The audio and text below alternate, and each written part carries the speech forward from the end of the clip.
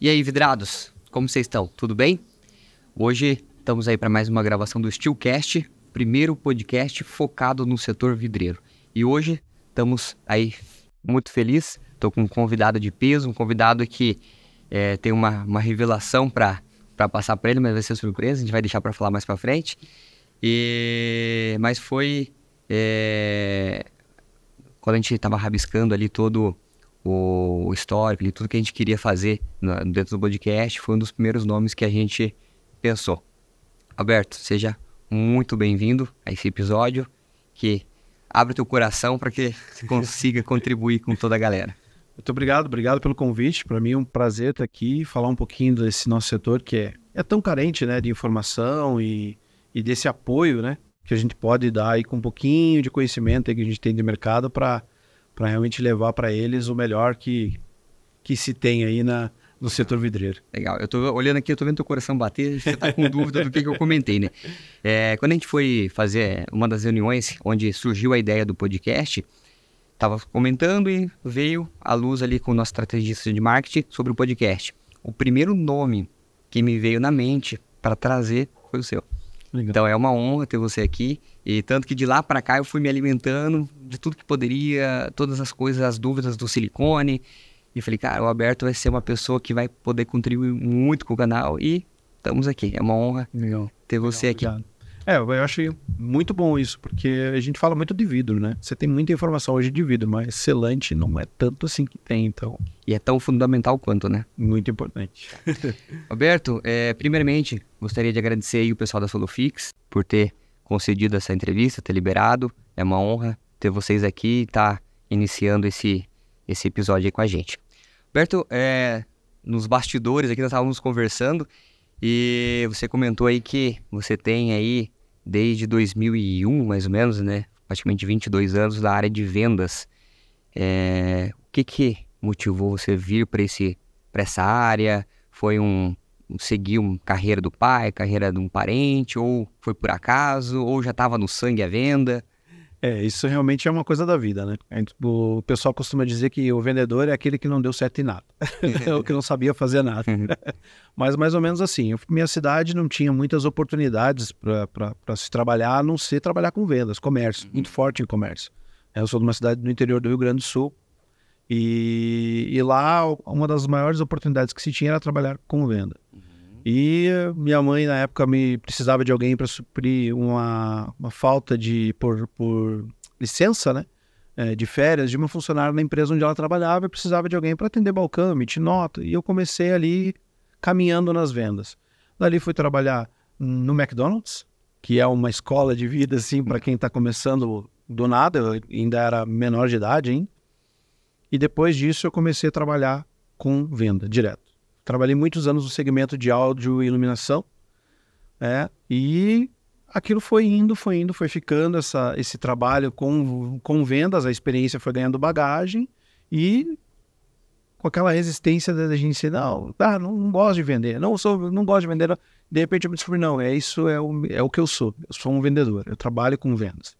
É igual o alumínio, né? No episódio anterior nós estávamos comentando que o alumínio, depois que ele entra dentro da veia, não tem mais sangue, né? Alumínio. Vendas, acho que deve ser a mesma coisa. Você vive vendas, acorda pensando em vendas e... Exatamente. Então você acaba se descobrindo, isso que eu gosto de fazer, isso que eu faço. E eu acabei com essas mudanças de mercado, mudanças de estratégia, saí de um segmento, fui para outro, até que me apareceu a oportunidade de trabalhar com selante, né? E é engraçado que eu comecei a trabalhar com selante como motorista. Eu era entregador da Solufix. Comecei lá na parte de entregas. O nosso diretor, o Pedro, muito amigo meu, falou, cara, tô precisando de alguém, você tá aí procurando uma realocação, tô precisando de um motorista lá, alguém de confiança, você topa? Eu falei, cara, não tô trabalhando mesmo, nesse momento eu vou. E aí, deu 6 meses, eu já tava na área comercial de novo, trabalhando com vendas, vendendo lá dentro, dali eu fui para as viagens pela empresa, para conhecer os clientes, e dali para a representação. Legal. E você comentou ali que você começou a área de vendas, basicamente, com áudio e vídeo. Áudio e vídeo. Tá, e então a parte do selante foi o que mais pro final agora? Final. Eu trabalhei, na verdade, de 2001 até mais ou menos 2012. Em outro segmento? No segmento de áudio. Áudio e iluminação. E essa vinda para Solufix, você comentando ali que foi de motorista, você procurou, saiu entregando currículo ou você já conhecia alguém lá dentro e tal? O Pedro, que é o nosso diretor, é meu amigo de fora do ambiente de trabalho, digamos assim, né? E na época eu estava fazendo algumas mudanças de trabalho, não estavam dando certo. E aí ele falou, cara, eu tenho uma vaga lá, já que você está parado. Se quiser, venha e a gente vê depois, porque a vaga que eu tenho hoje é essa. Né? Mas o Pedro já me conhecia, já sabia do que eu era. Acho que estava de caso pensado já, que ele ia me botar na área comercial, né? Mas quando você entrou, você, pelo fato de você vivenciar vendas já desde lá de trás, você conseguiu enxergar que ali você tinha potencial de crescimento? Total. Né? E eu sempre fui uma pessoa muito incomodada. Onde eu chego, eu preciso mostrar mais.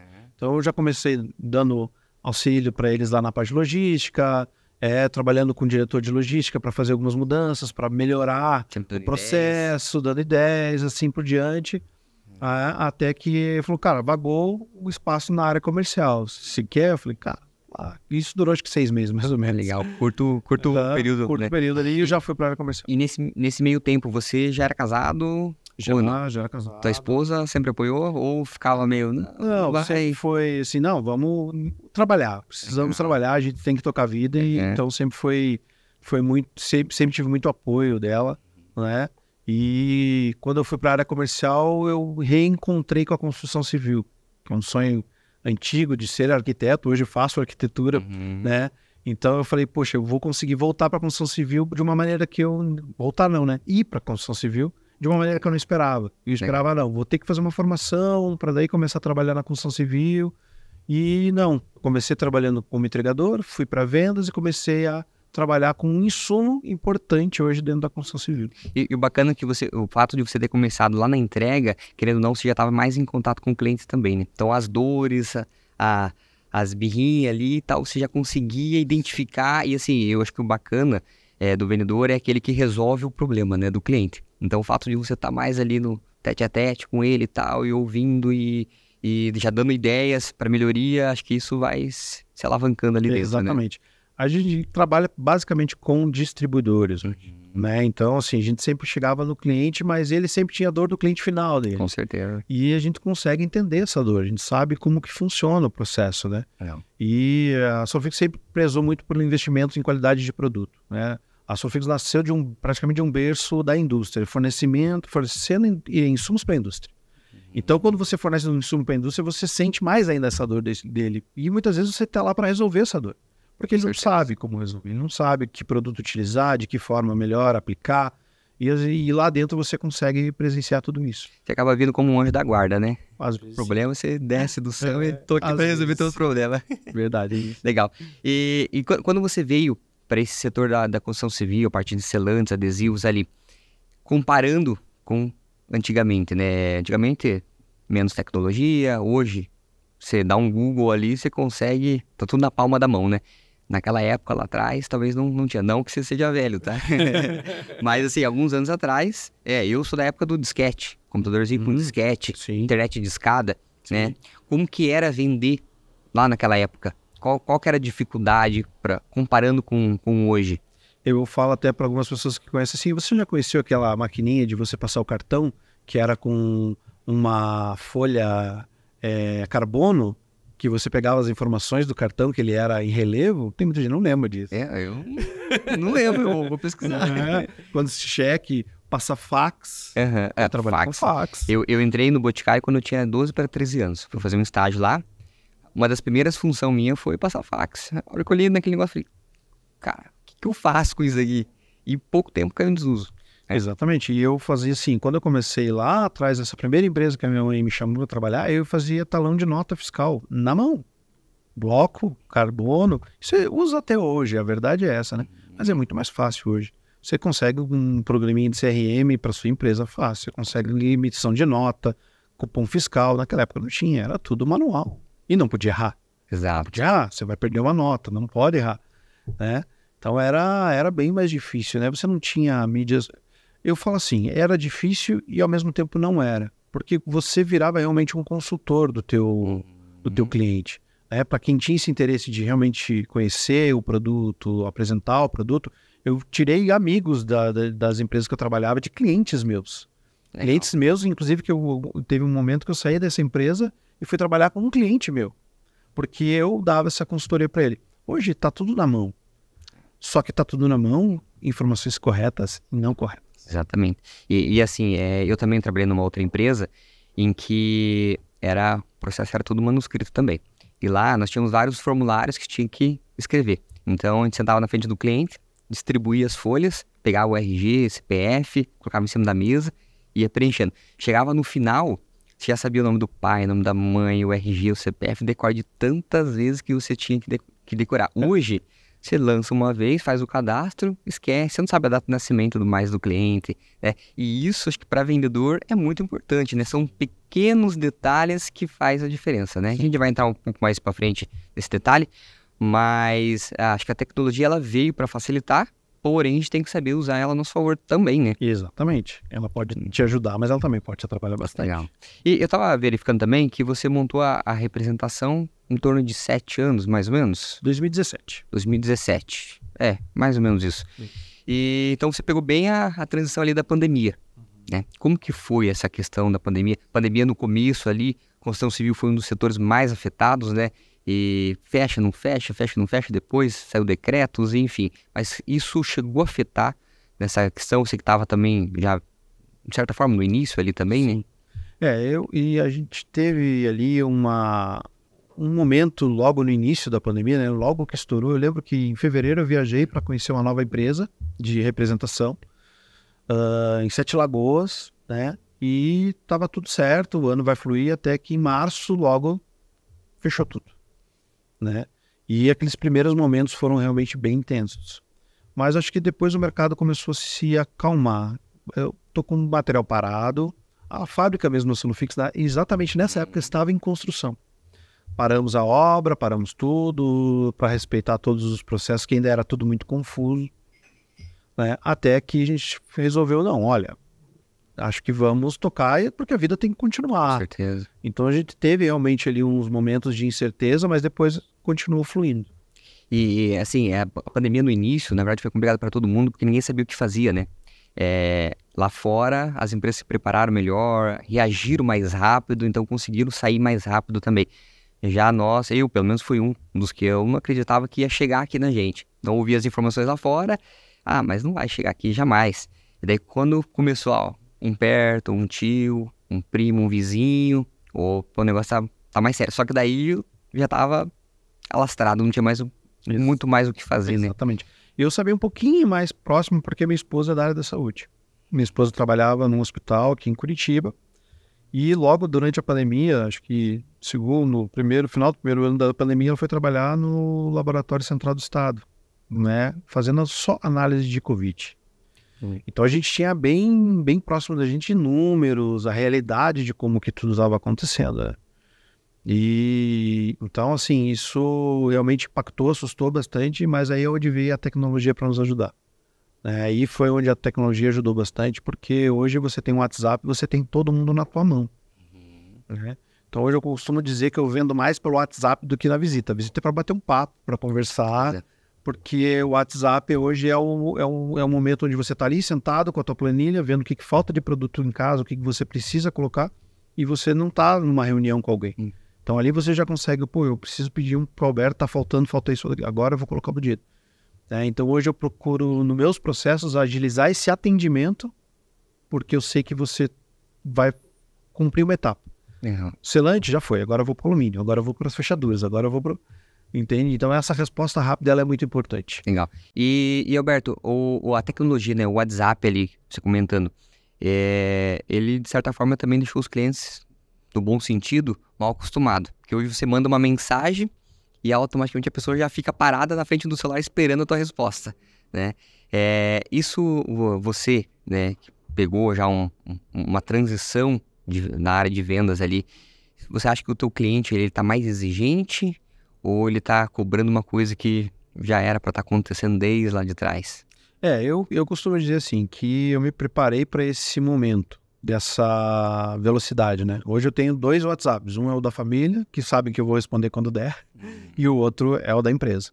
Porque realmente isso é uma necessidade que o cliente muitas vezes nem se dá por conta que ele está tendo, esse imediatismo.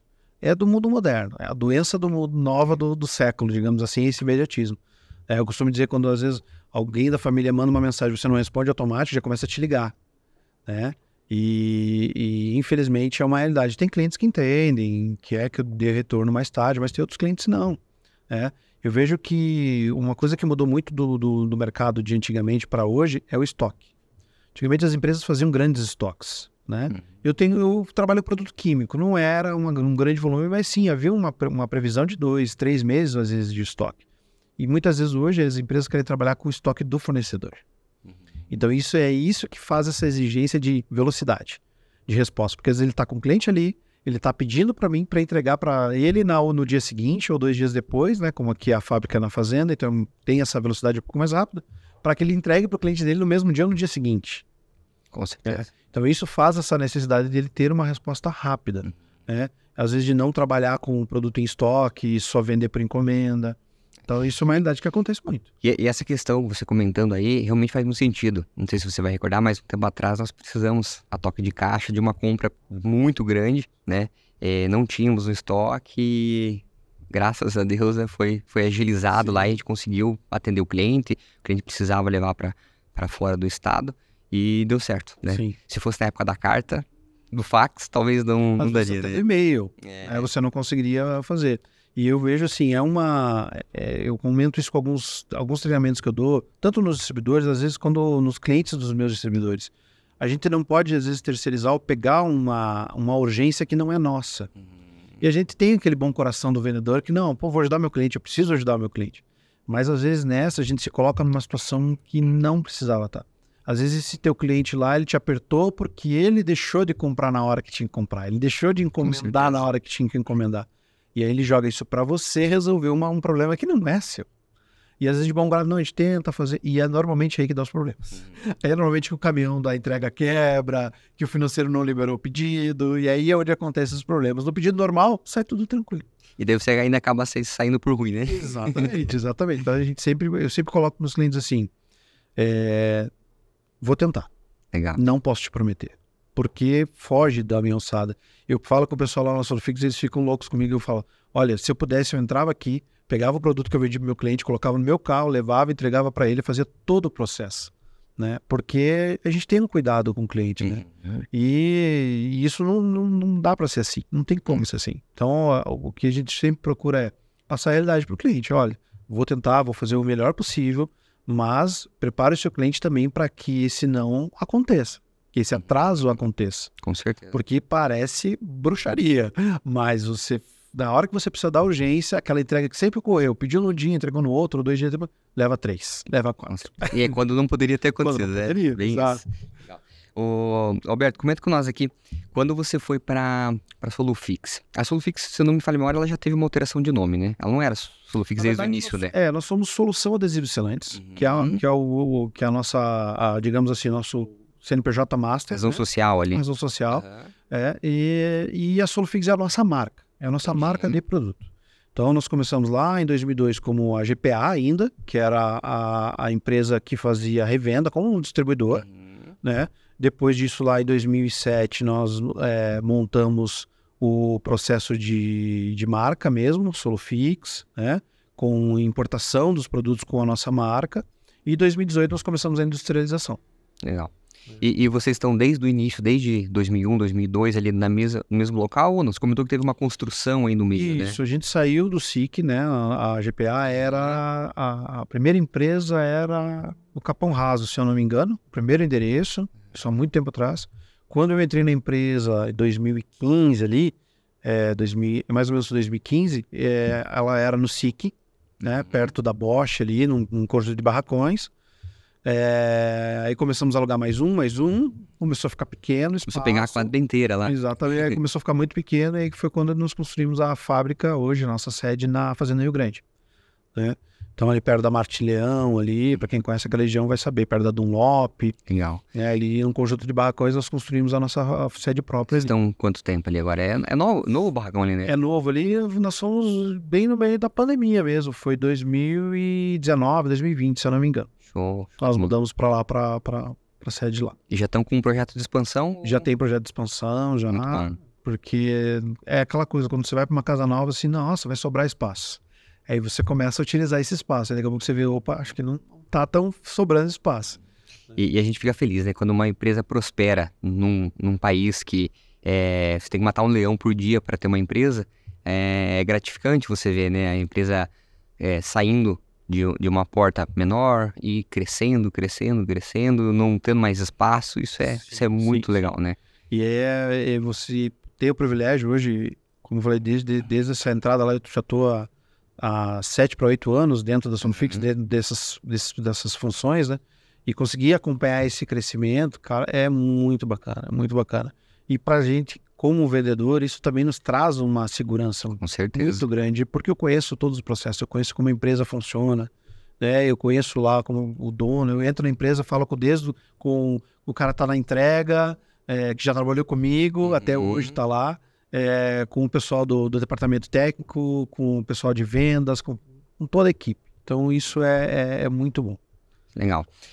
Outra coisa, quando vocês já iniciaram com o processo de fabricação ou vocês representavam alguma outra marca, importava? Qual que era o procedimento e como que está hoje? Nós trabalhávamos com multimarcas no início, né, na época do GPA, ali fiz parte dessa época. Quando eu entrei tínhamos ainda um pouco de algumas marcas, né, de fornecedores nossos de matéria-prima. Nós começamos a fazer o que a gente chama no mercado de private label. Então nós tínhamos fornecedores fora do Brasil, né, inicialmente Itália, Espanha, né, que faziam o nosso produto com a nossa marca. Em 2018 nós começamos a fazer o invase no Brasil, ou seja, nós trazíamos essa matéria-prima em tonéis e fazíamos o invase dos cartuchos aqui com a nossa marca. E agora nós começamos o processo de fabricação mesmo, né? Então alguns insumos hoje como o acrílico, como os híbridos, são fabricados aqui na nossa fábrica na Fazenda Rio Grande. Então lá no início, quando você comentou ali que a empresa surgiu, basicamente vocês tinham várias marcas, ou era uma marca de vocês que outra empresa fabricava? Não, nós começamos com marcas de outras empresas mesmo, né? Tipo uma distribuidora de selantes e adesivos ali. Isso, exatamente. Nós importávamos de uma marca para o Brasil, né? Essa marca quebrou o contrato conosco, e aí foi quando o nosso diretor falou, eu preciso vender a nossa marca. Porque se eu vender a marca de uma outra empresa, ela pode fazer a mesma coisa. Quebrar o contrato, vir para o Brasil, pegar o mercado que a gente conquistou. Então a gente falou, não, vamos desenvolver uma marca, desenvolvemos a Sonofix. E você vê que legal, né? Que quando você fala que quebrou o contrato, garanto que na hora ali deve ter ficado frustrado, que, não, meu Deus do céu, né? Mas olha que precisou disso, talvez para ele olhar para dentro de casa e ver o potencial para ter uma empresa que olha o que se tornou hoje, né? Exatamente, aquele males que vem para bem. Com certeza, sem dúvida. Talvez se não tivesse acontecido, né? Talvez ainda estaria representando o pessoal, né? Exatamente. E hoje vocês ainda estão importando uma parte e já está produzindo outra. E a ideia é tentar trazer tudo para a fabricação aqui no Brasil, porque eu imagino que a importação deve ser bem complicado a questão de transporte, não sei se vem aéreo, navio, como que é hoje? Tudo com container, tudo navio. Container. Então eu imagino que ele chega aqui no porto, sei lá, brincando 90 dias. Exatamente, exatamente. Hoje a gente tem ali a linha de poliuretano, os aerosóis, ainda a gente traz toda de fora do Brasil, né? Mais alguns outros produtos, fitas, que a gente acaba trazendo de fora, né? E hoje a gente tenta produzir e tem processos de expansão para que a gente produza praticamente toda a matéria-prima aqui. Porque isso nos traz um pouco mais de controle de qualidade, né? Principalmente quando eu trago o produto não envasado, né, no cartucho já pronto ou no sachê. Eu consigo tirar uma amostra, consigo fazer uma análise prévia antes de colocar o produto no mercado. E quando a gente fabrica mais ainda, né? Então a gente consegue, hoje nós temos lá 3 engenheiras químicas, uma técnica, trabalhando exclusivamente dentro do nosso laboratório, com equipamentos para teste de envelhecimento, de tração, né, de resistência. Então o nosso laboratório ele começou pequenininho, que nós já tínhamos uma química desde a época que nós só importávamos. Nós tínhamos que ter alguém fazendo a responsabilidade técnica, né? E alguém para analisar futuros problemas com o produto, ou alguma qualidade diferente de algum produto que viesse, a viscosidade veio diferente, o cliente está dizendo que o produto está curando muito rápido, ou está demorando para curar. Então, sempre nós tivemos esse acompanhamento. Hoje, ele é mais presente porque nós desenvolvemos o produto aqui. Entendi. Né? Então... E o fato de vir de fora, né? Vamos lá, vamos taxar aí 3 meses, né? O processo de vir a importação. Ele chega aqui com uma data de validade menor ou não? Ele vem lacradinho ali nos tonéis, então chega aqui, é adicionado a outras misturas e daí começa a valer.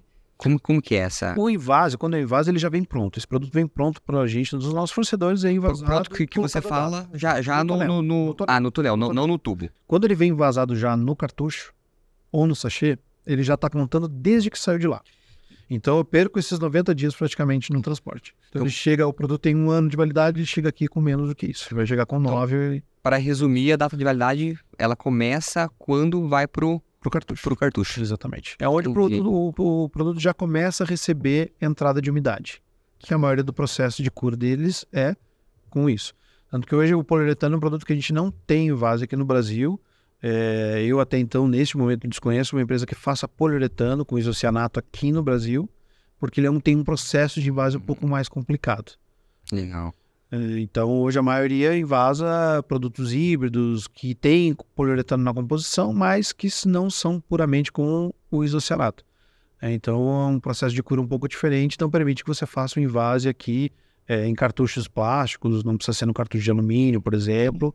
Então, é um processo que normalmente o pessoal traz de fora do Brasil mesmo.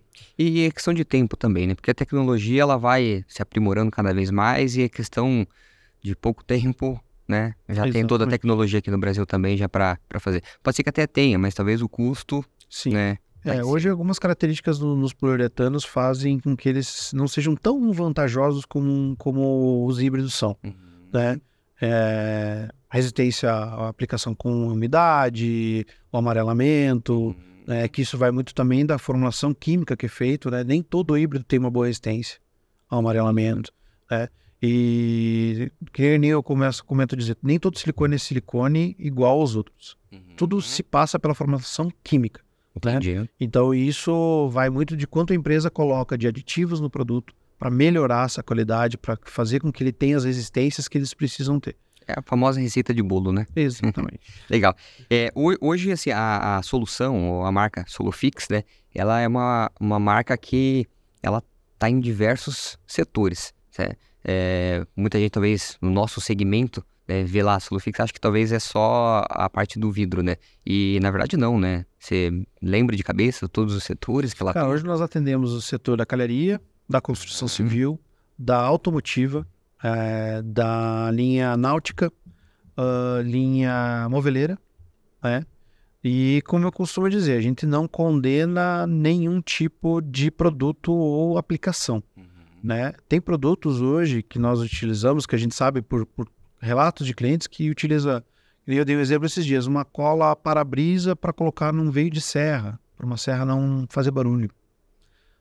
Cola para-brisa para fazer, ou outros tipos como o P40, fazer colagem de faróis de carro. Automotivo fazer a vedação, quando você produz esse produto. Indústrias moveleiras compravam, e a gente não sabe porquê, mas compravam o nosso PU para-brisa para a linha moveleira. Consegue adaptar? Então, produtos são muito versáteis. Você estava comentando, qual que é? É um silicone que você coloca no disco da serra? É um PU para-brisa, que ele vira depois uma borracha. E eu nunca vi utilizando, só um relato de um cliente meu que falou, ele usa para fazer os veios da serra para que ela não fique fazendo barulho, alguma coisa assim. Olha só. Algum tipo de contato. Aí, já vamos testar na empresa lá. Então, isso ele faz na produção da serra. Que legal. Não é uma coisa que ele usa depois. É na produção, na construção do produto. Ah, entendi. Agora eu achei que era na hora do disco girar ali. Não. Então, na verdade, na hora de fazer a vedação, fazer o fechamento, ele faz tipo como se fosse uma acústica ali. Provavelmente isso. Entendi. Então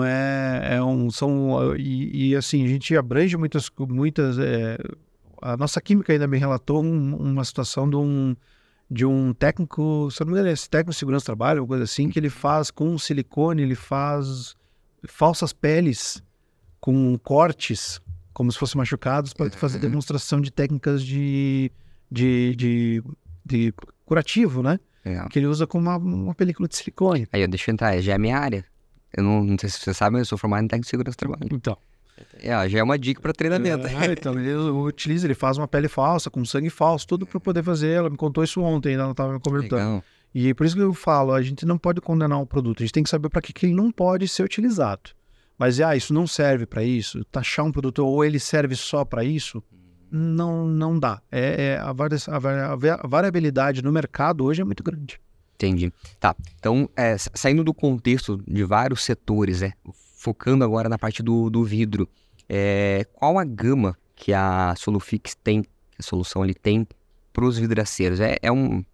A gente trabalha com a marca, a gente representa a marca lá na empresa e é muita coisa, né? É bastante coisa, bastante aplicação.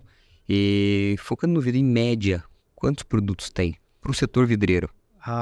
Eu acredito que... Não vamos falar de cores, né? Mas eu acredito que a gente tem pelo menos uns 10 itens ali especificamente para o setor, né? Que nem eu digo hoje. Hoje eu vendo muito spray de silicone para o vidraceiro, né? Para o distribuidor do vidro. Por quê? Para fazer a higienização e a limpeza e a lubrificação das esquadrias após a entrega, por exemplo. Porque em vez de você usar um desengripante, que ele acaba às vezes soltando parafuso, ele acaba fazendo um efeito que não é o que realmente ele precisa ser, que é uma lubrificação, o silicone spray ele faz esse papel. E protege.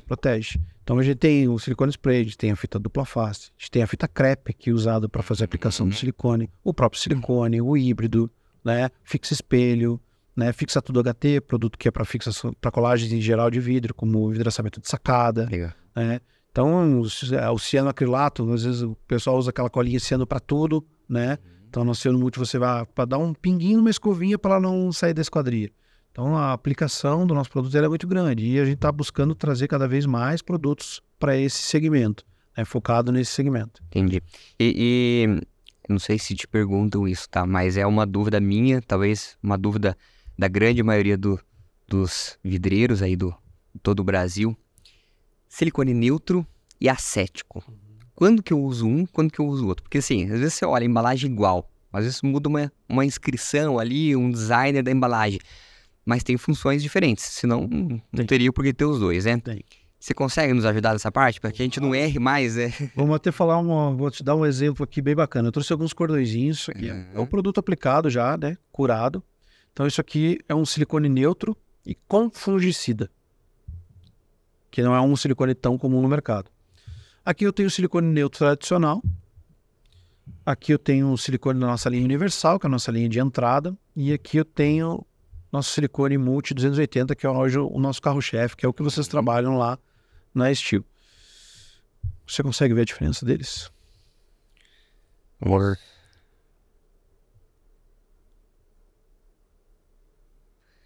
Eu sou meio... Bom, eu acho que esse aqui ele parece ser mais espesso, mais consistente. Pode ser até pela espessura do cordão. Mas o que pega muito na questão do acético ou do neutro? Os processos de acético e neutro, o neutro seria uma cura no caso dos neutros da Solufix, tá? É bem importante falar que a gente está falando aqui sobre os nossos produtos. Porque, como nem falou da receita do bolo, a receita muda. Com certeza. Para fabricante. Então, silicone neutro, por exemplo, a gente já teve na nossa gama uma época com Curalcox.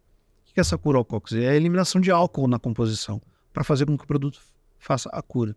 O acético, ele usa como se fosse um vinagre mesmo, para fazer essa cura. E o neutro é uma óxima, que são um grupo de componentes orgânicos. Então, quando você vai fazer uma aplicação desse produto, depois dessa cura, se ele for lá estendido da mesma forma na formulação, 30% do neutro e 30% do acético, depois de curados os dois, o cordão de silicone é igual. Você vai pegar os dois e você vai falar, não tem diferença nenhuma entre os dois após curado. A diferença sim, ela vai estar no processo de cura, né? Onde você tem um acético com fungicida e tem um acético com função fungicida ou com reação fungicida, que às vezes alguns fabricantes colocam. Por quê? Porque quando ele está queimando esse ácido do acético, ele está fazendo essa proteção fungicida. Mas depois que isso acaba, o cordão, ele não tem mais o fungicida. Entendi. Quando você produz um produto que tem o aditivo do fungicida, mesmo depois de curado, ele continua com esse processo. Então, hoje, nossos acéticos ele tem essa função fungicida e nós temos um neutro com a função fungicida. Então para resumir, se eu entendi certo, a diferença do neutro pro acético é na hora da cura. Exatamente. É o que se usa, o catalisador, digamos assim, para fazer essa cura. Ele cura mais rápido que o outro? Não necessariamente, né? A variação de cura ela pode mudar, né? São produtos que curam pela umidade, né? Mas o ponto maior é, esse ácido do acético, ele pode ser prejudicial para algumas coisas. Principalmente superfícies porosas, né? E superfícies ferrosas. Então, para o alumínio, posso usar o acético no alumínio? Depende. Entendi. Você que está acostumado a fazer selamento de quadro de esquadria, então vou fazer um selamento lá, vou fazer a junção dela e vou fazer aquele anel, ou seja, vou passar um silicone para fazer essa junção, você está colocando esse silicone onde o alumínio está cortado. Não tem a proteção. Não tem a proteção da tinta. Uhum. Então não tem a proteção toda que ela faz e esse produto entrando direto em contato com o alumínio. O alumínio tem composição ferrosa dentro dele. Com certeza. Vai enferrujar, vai oxidar. Né? Rapaz, e agora você falando assim, eu acho que uns 99% deve fazer isso. Sim, sim. Porque, assim, há uma mística, às vezes, de que o silicone é acético e ele é melhor do que o neutro por esse ou aquele motivo, mas isso se dá muito pela matéria-prima, pelo produto que ele está comprando. Então, às vezes, o produto ele é muito estendido, que a gente fala. Então, ele perde algumas propriedades e isso vai fazer com que ele perca um pouco de qualidade. Entendi. Né? Normalmente se estende esse produto para quê? Para que ele baixe preço. Né? O mercado hoje se resume muito isso, a preço. Não, mas eu quero com qualidade e com preço. Tá, mas peraí. A gente precisa não anda junto. Exatamente. Hoje na Solofix a gente sempre investe em qualidade. Claro que o preço é importante. A gente sempre está estudando uma forma de melhorar o custo do produto, mas nunca ferindo a qualidade. A Solofix hoje não tem um produto B. Ou seja, eu tenho um produto com uma marca X que eu não digo que é a Solofix. O CNPJ da Solofix está lá, mas eu não digo que é a Solofix. Não. Hoje todo o meu produto, desde a linha de entrada, a linha universal, que é a linha verde, né, os nossos cartuchos verdes, até a linha azul, que é a linha profissional, todos levam a marca Solofix. Porque a gente preza pela qualidade do nosso produto. Né? Então, hoje, se você for utilizar um silicone acético para uma vedação de um box, uma área molhada, ele é funcional. E o custo dele é barato. Que eu acho que é o que mais o vidraceiro faz hoje, ele usa pelo preço. Né? Mas isso pode talvez gerar um retrabalho para esse vidraceiro, que se ele fizer a continha, a diferença entre voltar no cliente, ela é mais cara do que a do tubo. Tá. E esse silicone neutro, você comentou que tem com já o fungicida. Esse fungicida, ele seria uma aplicabilidade dele talvez em áreas alimentícias? Sim. Ele foi basicamente desenvolvido para isso. Você fazer uma vedação de uma câmara fria, qualquer lugar que entre em contato com umidade o tempo todo, né? Mas que você não possa ter esse acético, né? Essa queima do acético. Então ele é utilizado boa parte disso. Entendi. E aí, claro, algumas pessoas utilizam hoje em áreas molhadas, né?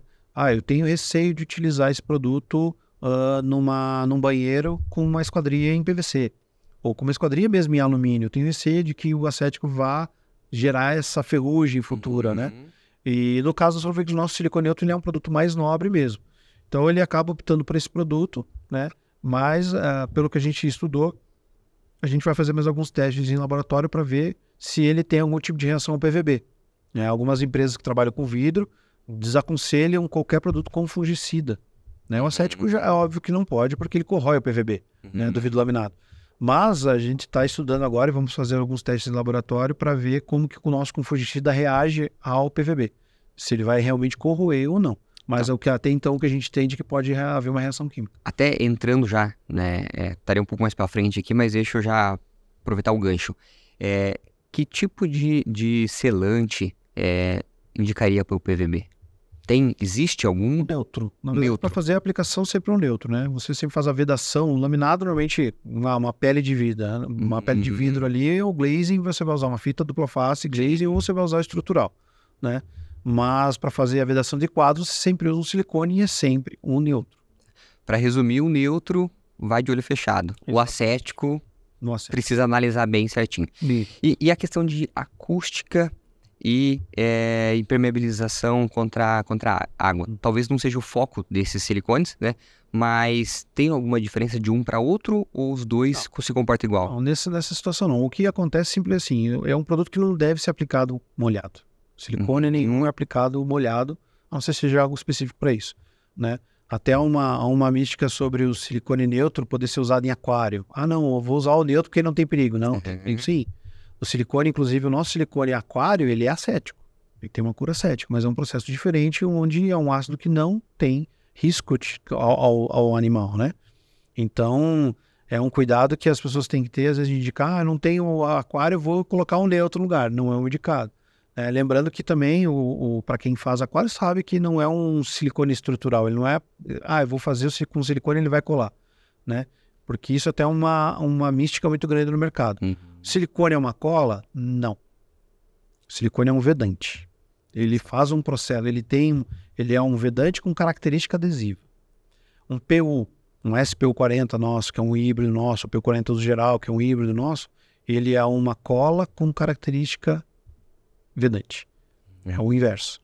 Então, eu vou fazer uma colagem, eu uso o quê? Uso um híbrido, dependendo do produto, se não tem problema com isocianato, uso um poliuretano. Eu quero fazer uma vedação, eu uso um silicone. Entendi. E isso já seria até um dos pontos que eu queria tirar essa dúvida contigo. Na questão do aquário, a gente vê, mesmo que seja proibido, a gente vê muita gente ainda fazer, né? O fato de você montar um aquário com silicone neutro, com um acético comum, na hora da liberação ali, isso acaba indo para a água e acaba contaminando a água ou não? Ou é algum outro processo? Normalmente eles não vão utilizar isso enquanto está o processo de cura, né? Mas mesmo assim, essa borracha do silicone em contato com a água, em contato com o peixe, vai acabar gerando um problema futuro, né? Eu conheço pouco assim da questão de aquários, mas o que eu sei é que normalmente o pessoal usa uma fita estrutural para fazer com que ele realmente segure. E o silicone ele é um vedante mesmo, mas ele vai entrar em contato com a água, então isso é um risco para o peixe, né? Então precisa ser um produto específico para aquário. Entendi. Tá. Você comentou ali da questão do PU, que é diferente do neutro e do acético, né? Tem bastante diferença entre selante e o adesivo, certo? O selante, basicamente, seria os silicones normais e o PU seria o adesivo. O PU ele faz a função adesiva, ele faz a função colagem, né? Fixação e pronto. Tá. Então, assim, aí entra um detalhe, que às vezes a gente vê, principalmente em montagem de coberturas, o pessoal usar silicone para fazer montagem de cobertura. Não é recomendado, certo? Até por conta de ser externo. Acho que, eu imagino que o silicone para externo não seja indicado, né? Na verdade é uma mística. A questão maior é assim, ó, numa cobertura de vidro, primeiro, que existe norma para cobertura de vidro, você deve usar um vidro laminado. Tem pessoas que falam, mas eu uso com a película de segurança e nunca deu problema. Até cair. Você está confiando numa película de segurança que, se você comprar de uma boa marca, ótimo, maravilha, pode ser que ela funcione, pode ser que não. Já sei de histórias que caiu com película de segurança e tudo, e cai um vidro inteiro lá de cima, né? Então isso é um risco. Você está amarrando em todos os lados com vidro laminado uma cobertura, mas o mais importante, a cobertura de vidro ela não é fixa somente pelo selante. Ela há uma fixação mecânica e esse selante ele é somente para você vedar. Entendi. Eu não vou colar um vidro encastilhado lá e pendurar ele só pelo alumínio e só pela cola. Não é a forma correta de se fazer.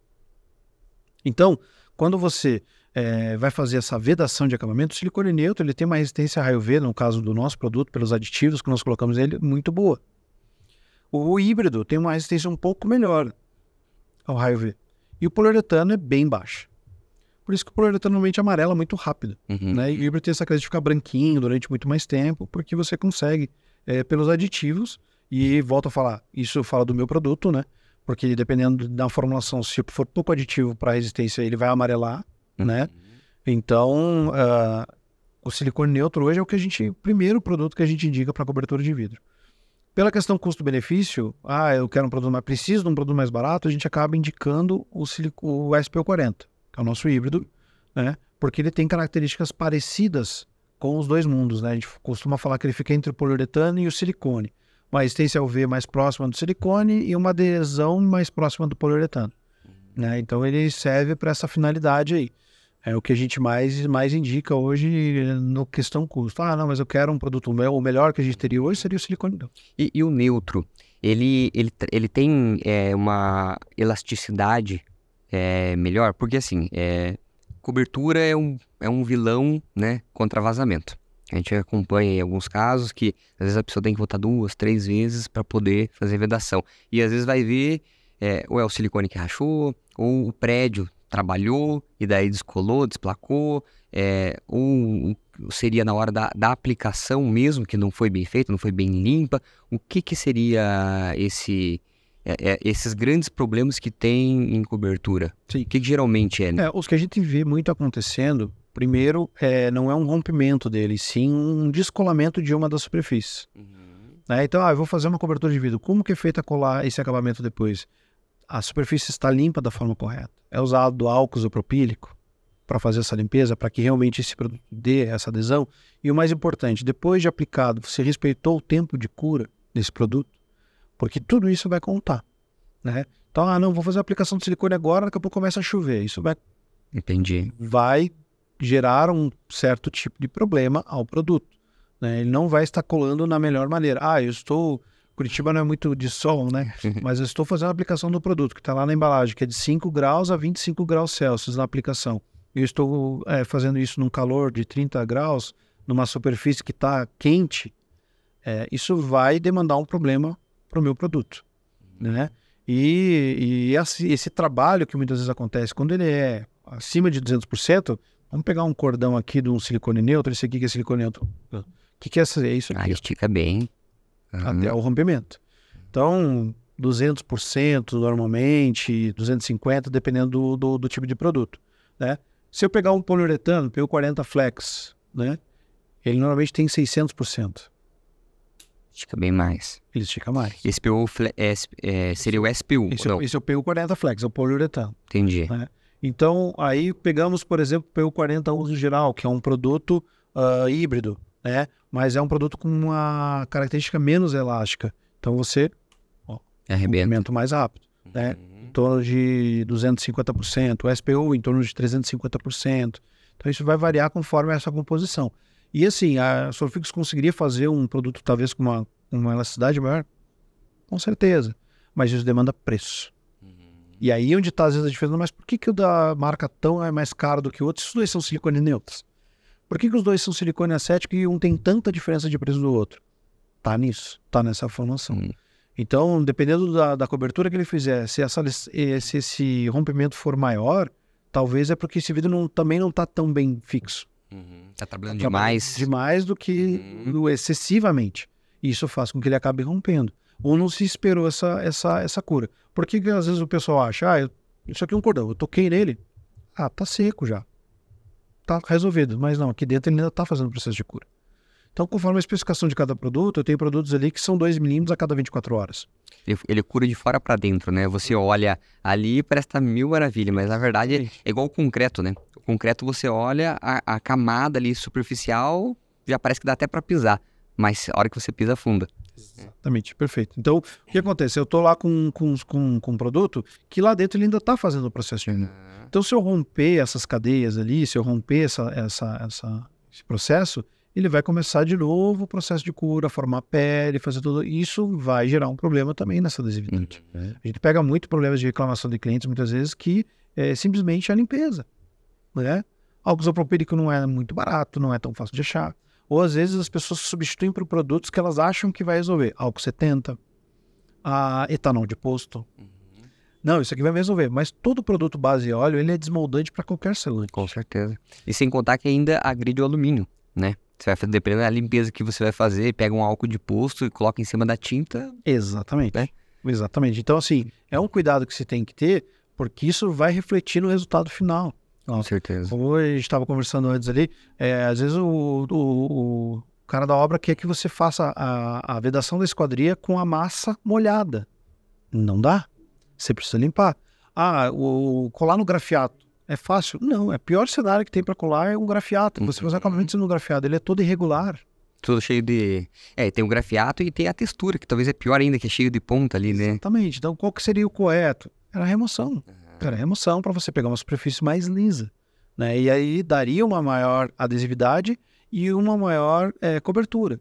E eu sempre falo assim, as pessoas às vezes acreditam que o selante ele é eterno. Ele não é eterno. Ele tem validade.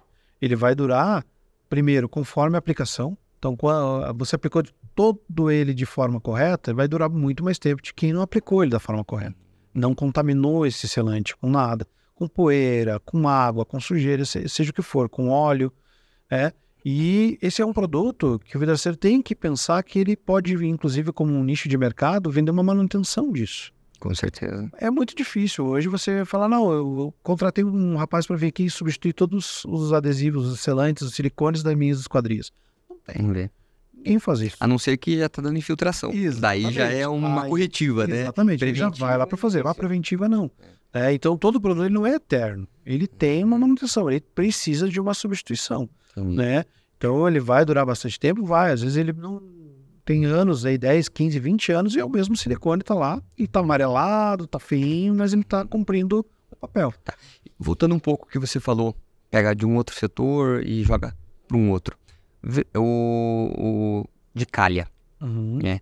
Quando você coloca ali toda a estrutura da cobertura, fixa ela na alvenaria, esse V da calha, esses que seria focado na calha, ele seria melhor ou não? Não. Não teria função. Normalmente, assim, o V da calha, o produto discriminado no Brasil como V da calha, era produtos de mais baixa qualidade. Produtos mais diluídos. Se teve uma época que a gente pegou algumas empresas que usavam silicone no lugar um silicone na cor alumínio, um silicone na cor cinza, nessa função. Mas assim, a calha, ela tem um trabalho às vezes maior até do que o próprio vidro. Sim. Porque essa calha é Você vai trabalhar muito leve e ela vai trabalhar muito. Então, quanto mais elástico esse produto for, de certa forma ele vai resistir mais a isso, né? Então a gente tem uma correlação dos produtos como o PU40 que eu te mostrei, tem o PU Construção.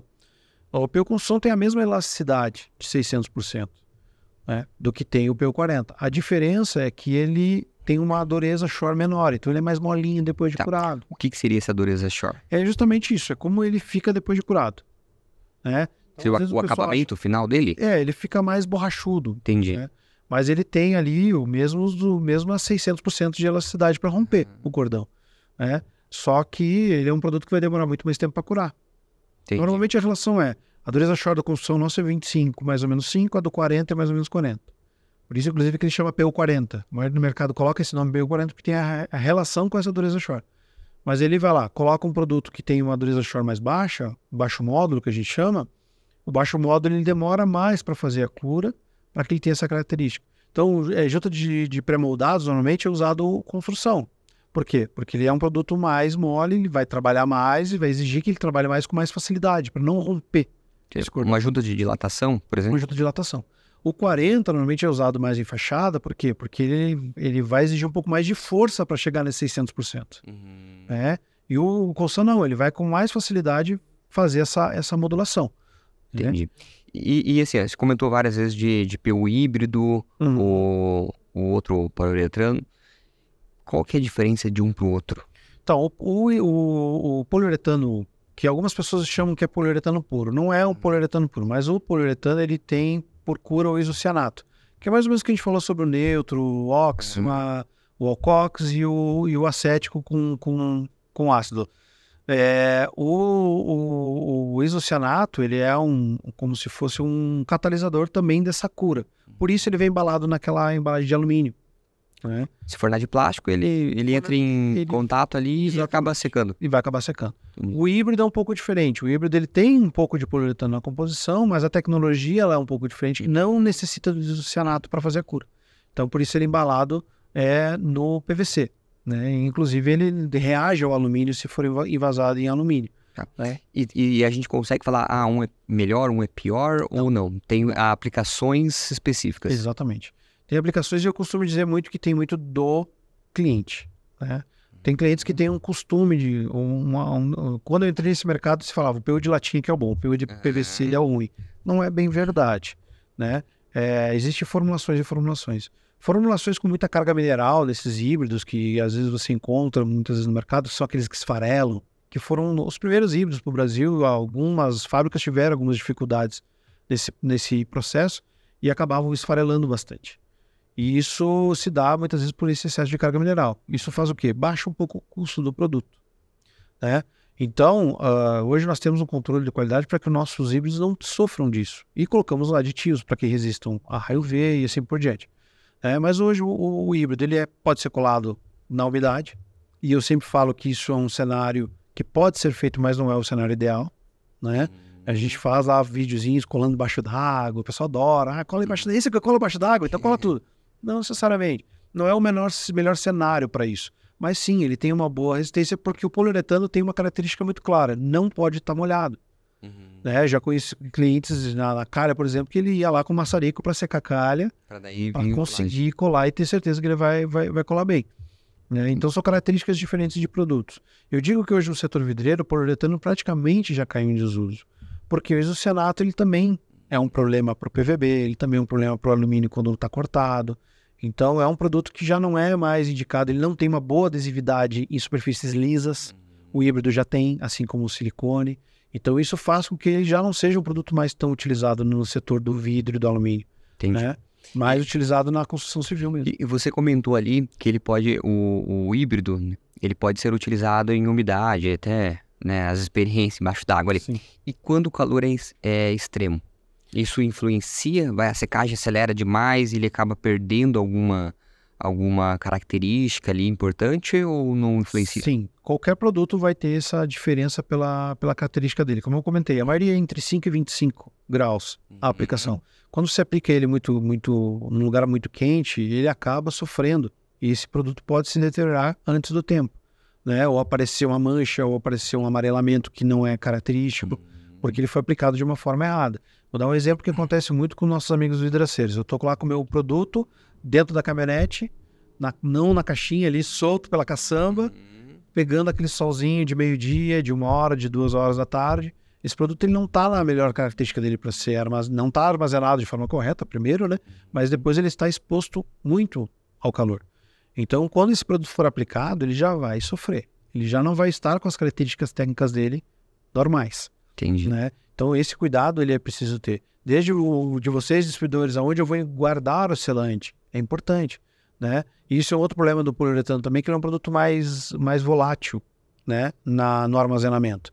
Pelo isocianato, pela resistência, pela delicadeza, a variação. Então, ele tem que ter um cuidado maior. Mas o híbrido também tem, assim como o silicone também tem. Então, muitas vezes você passa uma experiência assim, eu apliquei o silicone lá, estava escorrendo o silicone. Tá, mas para aí. O silicone, como a gente fala da tixotropia perfeita, que é um produto que você aplica e ele não escorre. Nossos silicones todos, desde o Universal, que é o nosso primeiro produto, não tem esse problema. Mas ele deixou aquilo lá, no sol, quente, às vezes vai passar, o produto ele está quente ainda. Entendi. Ele vai sofrer, ele vai ter uma variação sim. Então, na verdade, às vezes não é o próprio produto, né? É as condições que ele foi expostas que acabou mexendo nas características. Exato. Tá. E ainda nessa questão, você comentou ali dos aditivos, vamos dizer assim. Esses aditivos, essa carga mineral, ele seria como se fosse um fermento? Você coloca para poder aumentar o peso, aumentar a carga, o volume, talvez? Eu costumo utilizar, dizer assim, é como você colocar areia. Vai gerar um volume, né? Vai gerar um peso, às vezes, muitas vezes nem é volume, ele gera peso, mas ele não gera qualidade para o produto. Né? Um exemplo muito claro, você vai pegar um silicone pesando 280 gramas, 270 gramas, com 280 ou às vezes 300 ml no cartucho. E você vai pegar um híbrido com 400 gramas e você vai olhar, o êmbolo está lá dentro. Às vezes tem meio produto. Por que isso acontece?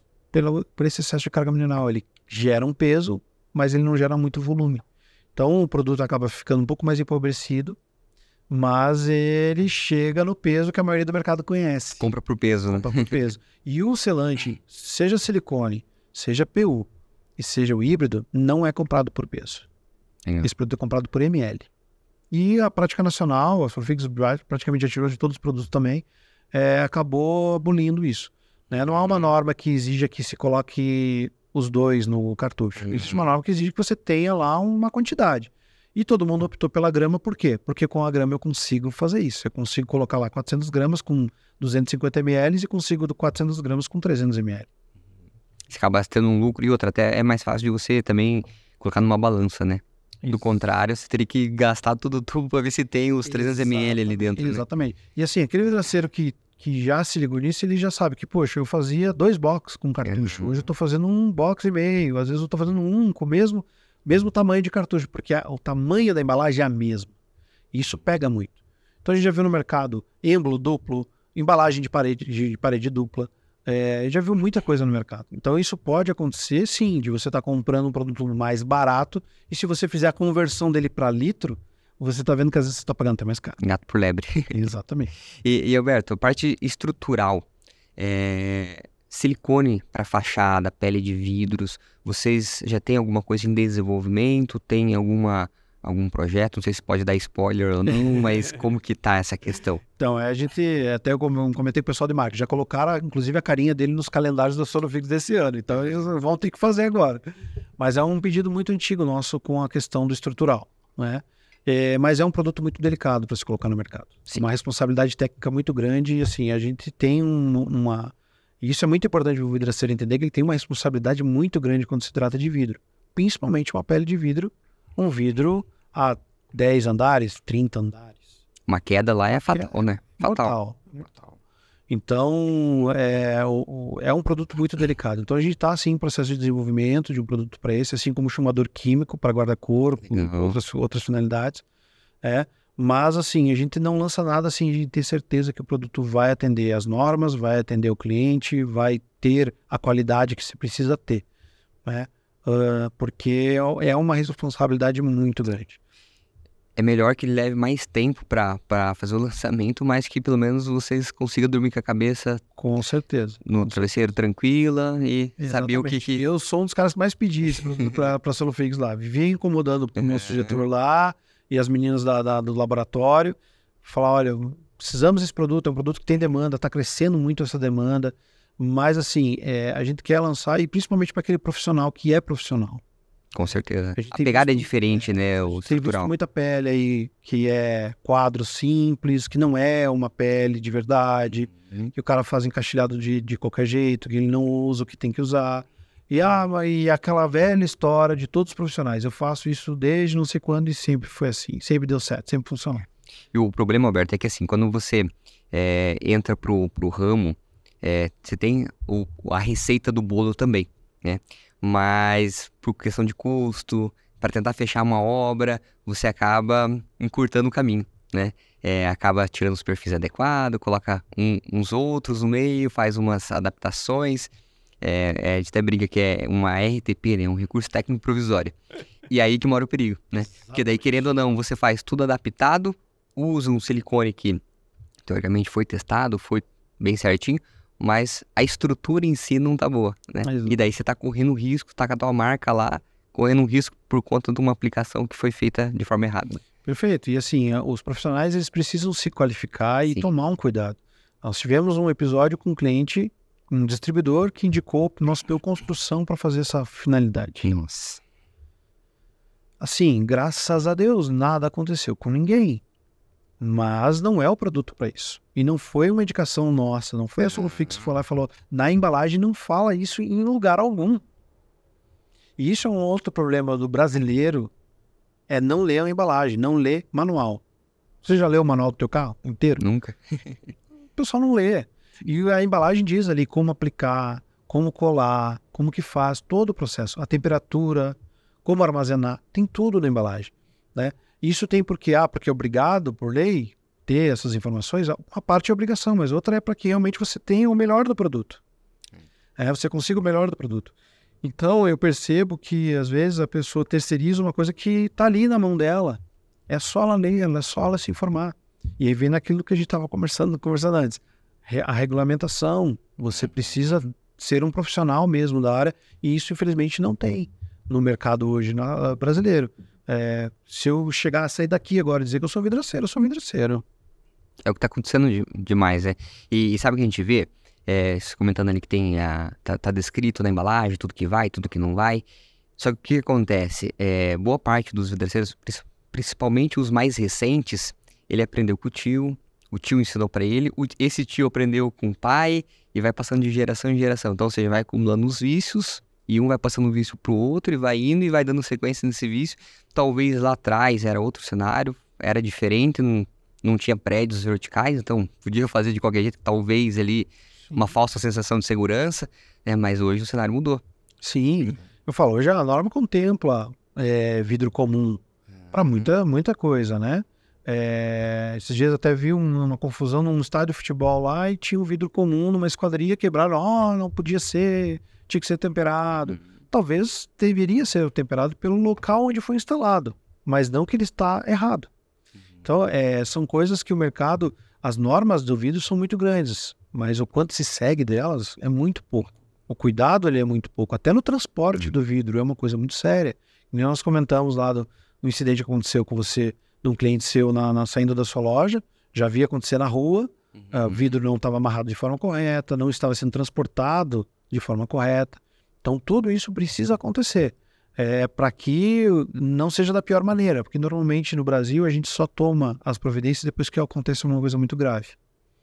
Então quando você faz um vidro, você faz esse jeitinho de diminuir o perfil, diminuir a espessura do alumínio, trocar tudo o que foi especificado, você está cometendo um crime. E tá puxando a responsabilidade para você. E só não aconteceu ainda porque ninguém morreu. No momento que alguém morrer, a responsabilidade é sua. Com certeza. E Alberto, a gente já conversou sobre o acético, o neutro, a parte ali do aquário, parte dos PUs. Agora, na fixação de espelhos também tem uma receitinha de bolo, né? A gente vê ali que às vezes o pessoal vai de qualquer jeito, do espelho, cai. Tem a questão do tempo de cura. Você consegue abrir para nós aí qual que é a indicação da Solufix aí para... Sim. Mesma coisa, tá indicado já no nosso fixa espelho, já vem lá a indicação. Mas assim, o que a norma já fala? 3 milímetros da dupla face para você manter o afastamento. Esse afastamento ele é importante para quê? Para que esse espelho respire. Então, não é numa área de banheiro, por exemplo. Tudo bem, mas a umidade, todo lugar, Curitiba mesmo, tem muita umidade. Então, independente do tamanho do espelho, usa-se a dupla face. Dependendo do tamanho do espelho. A gente sempre indica. Nós temos um produto hoje, que é o nosso Fixa Tudo HT, que é um produto que ele tem o que a gente chama de efeito ventosa. É como se fosse uma ventosa mesmo. Esse selante, no momento que você faz a fixação, ele segura. Então, eu indico ele para quem? Para quem é da linha moveleira. Que às vezes no moveleiro você tem que colocar o espelho e ajustar ele. Né, na porta onde você está colando, e você não pode usar a dupla face, porque ela não vai te permitir. Mas para a parede, se você vai usar o fixa espelho, sempre a fita dupla face e sempre na vertical. É uma coisa que é engraçada que quando eu comecei a trabalhar com a parte de vendas desse produto, que eu comecei a falar sobre isso, eu vi que muito vidraceiro não sabe disso. Muito vidraceiro ou faz bolinha ou faz cordões na vertical. E qual que é o real problema disso aí, da bolinha? É justamente o tempo de cura. Então pensa que um produto tem 3 milímetros, vou até utilizar esse bombonzinho aqui para gente... Aproveita e já pode comer, tá? Mas pensa assim, esse produto aqui, ele tá aqui fechadinho, ele vai ter uma espessura. Sim. No momento que eu fiz a minha bolinha lá e ele abriu no espelho, ele vai ficar com essa cor desse tamanho aqui. Então, digamos que aqui ele tá com 5 centímetros de largura. Se eu colo, se ele seca 3 milímetros a cada 24 horas, quanto tempo essa bolinha vai terminar para secar? Se eu faço um cordão, que não precisa nem ser nessa espessura, mas um cordãozinho assim, vai curar de fora para dentro, ele vai levar 24 horas, se ele tiver 3 milímetros, talvez um pouco mais, para fazer a cura total. Mas se eu faço um cordão, uma bolinha gigante, que na hora que ela espremer, ela vai fazer essa função, ela vai demorar muito mais para colar. E por que tem que ser na vertical? Para que a água escorra.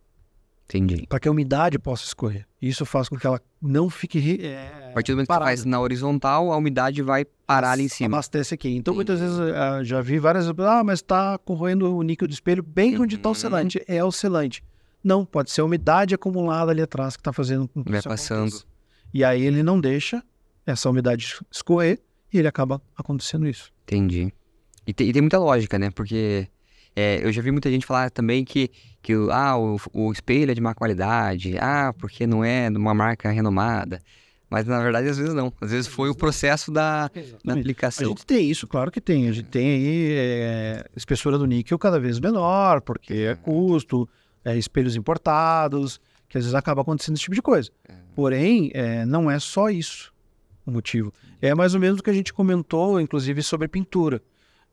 De nada adianta eu fazer um produto extremamente resistente, como é, um exemplo, o silicone estrutural, e eu colocar ele num alumínio na qual ele desplaque. Então, por vezes, onde ele vai ser aplicado, ele não está capaz de receber essa força de tração. E ele vai romper. Então, muitas vezes não é o selante que rompeu. O que rompeu foi justamente esse filme de tinta que foi aplicado ali. Legal. E o níquel é a mesma coisa. Às vezes ele não é, ele correu. É o processo que foi feito de forma correta que acaba fazendo essa corrosão. E até se você comentando aí na parte da pintura, já vamos dar um spoiler pro pessoal, né? Nos próximos episódios aí já vai vir um pessoal sobre tratamento de superfície. Parte da tinta também. Acho que até se você estopar aí, a gente marca um bate-papo, uma mesa redonda aí, que um complementa o outro, né? Sim. Tá tudo interligado. Com certeza. Ainda na parte de silicones ali, parte de coloração. Fiz a minha esquadria azul. Eu consigo escolher a cor do silicone? Como que é esse processo de pigmentação? É só um corante que eu coloco lá ou não? É um produto que é adicionado, que faz o incolor ser incolor, o branco, o preto, o cinza, né? Basicamente isso aí. É bem isso, na verdade. É uma pigmentação. Usa uma pigmentação de cores, né? E é possível fazer basicamente todas as cores, né? A diferença hoje realmente é questão de demanda para a fábrica, né? Hoje, dando um spoilerzinho, a gente está com alguns projetos de desenvolvimento de algumas outras cores para acompanhar os amadeirados, por exemplo, que a gente já tem isso hoje nos acrílicos, nos à base d'água, tá? Mas a gente viu que há uma necessidade disso, principalmente para uma área externa, para uma área que precisa de uma adesão um pouco maior, uma retração menor. Então, a gente já está desenvolvendo esse produto aí com uma pigmentação. Pegamos algumas marcas do mercado, de esquadrias, e estamos tentando chegar na coloração. Porque realmente, assim, é um processo de experimentação, né? Mas é super possível fazer ele com qualquer cor. O que vai chover de arquiteto entrando em contato, né? Mas isso é bom, isso é bom. Traz diversificação para o mercado, né? Exato. Agora, tá, beleza. A pigmentação eu consigo colocar ali, consigo mudar a cor e pintar em cima. Coloquei a janela, fiz a vedação ali dela e vou entrar com uma textura, sei lá, uma massa acrílica, uma tinta depois. Como que é essa pegada? Então, é super viável. Alguns produtos sim, outros não. O silicone não é pintável, né? No caso do híbrido, ele é pintável, o poliuretano é pintável. O acrílico base d'água é o produto hoje mais utilizado nessa finalidade, porque ele é pintável, pode ser lixado, é um produto mais versátil, né? Porém, ele é um produto que tem mais retração, né? Um produto que encolhe mais, por dizer assim. Mas é possível. O que a gente sempre fala? A gente não conhece aí detentor de todas as formulações de tinta no mercado, né? Então, alguns vão com tintas à base d'água, super bem, outros até tintas acrílicas, mas tudo vai depender de um teste prévio.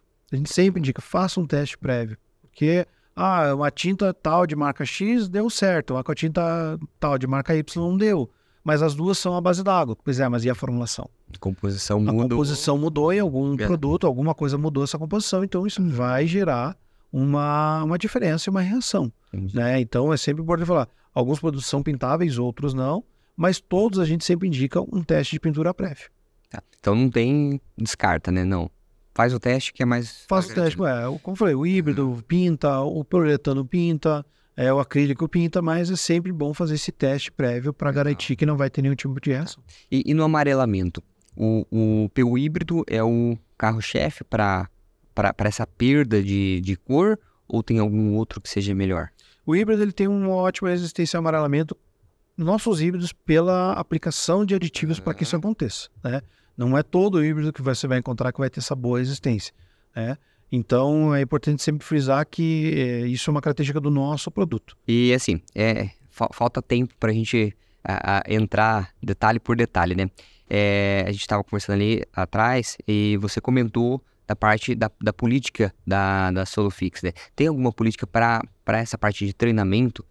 Então, assim, o vidraceiro que está lá no tete-a-tete, às vezes não é um podcast que talvez a gente vai conseguir expressar, abrir todo o coração que tem para chegar lá a mensagem dele, mas a gente consegue um treinamento, a Solofix, ela incentiva essa questão, porque assim, a gama de produtos é enorme, né?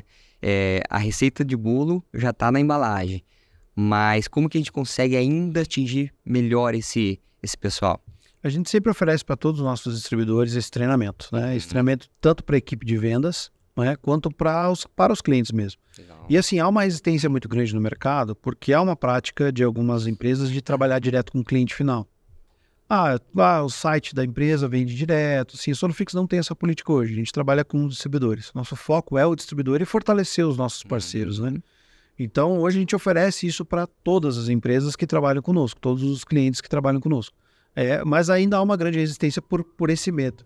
Não, a Solofix vai vir se eu der o treinamento... Não, você dá o treinamento, mas eu vou junto. Ou assim, Alberto, acho que o cara vai querer comprar direto, você não vai vender, né? Então tem essa coisa. E assim, a Solofix, cada região é uma região, tá? Não vou dizer que assim, nenhum lugar do Brasil a Solofix vai vender direto para um vidraceiro. Não vou te dizer isso. Pode acontecer dependendo da região, né? Da situação pontual daquela região. Mas, via de regra, a gente foca nos distribuidores.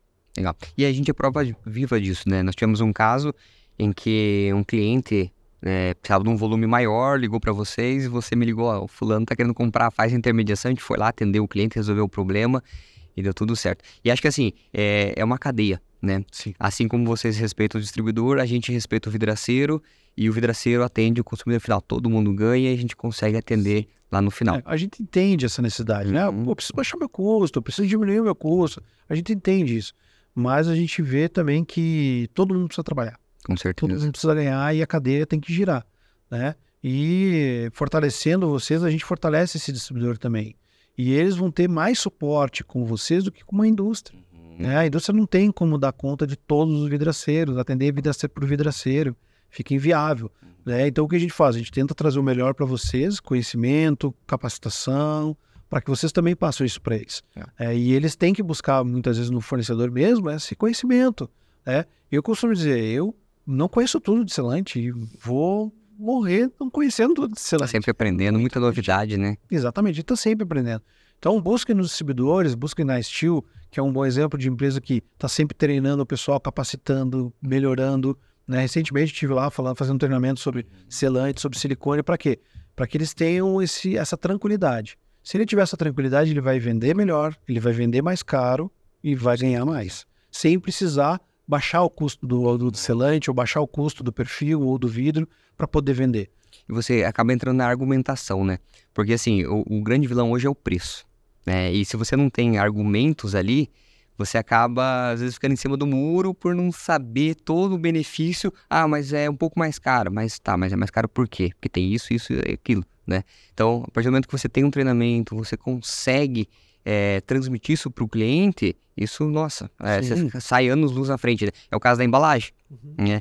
Você acaba, se alguém te falar, mas isso aqui é mais pesado. Se você não sabe explicar que o que voga ali é o volume, você acaba... Exatamente. Né? E você vai ter uma resistência. Eu já cheguei ao ponto de pegar uma caixa de papelão num distribuidor, um ferragista, e falar para ele, não, mas esse aqui tem menos produto. Apesar dele estar mais pesado, ele tem menos produto. Não, mas como? Se está mais pesado, tem mais produto. E eu peguei uma balança na frente dele, peguei uma caixinha, coloquei uma caixinha vazia e enchi ela de papel dentro. Eu falei para ele, o papel tá vindo até em cima, né? Não, tá vindo até em cima. Quanto que tá pesando? Algumas gramas. Aí eu peguei um tijolo que ele tinha no balcão dele e coloquei dentro. Falei, tá vindo até em cima? Não tá vindo, mas e o peso? Tá dando 1 quilo. Falei, tá vendo? Essa é a diferença. E você acha que esse cliente comprou de mim? Não. Porque ele não queria dar o braço a torcer, que ele não sabia disso.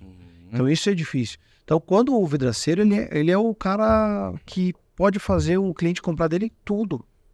Se o vidraceiro entrou numa casa, ele conseguiu entrar num lugar muito importante para o cliente dele, que é dentro da casa dele.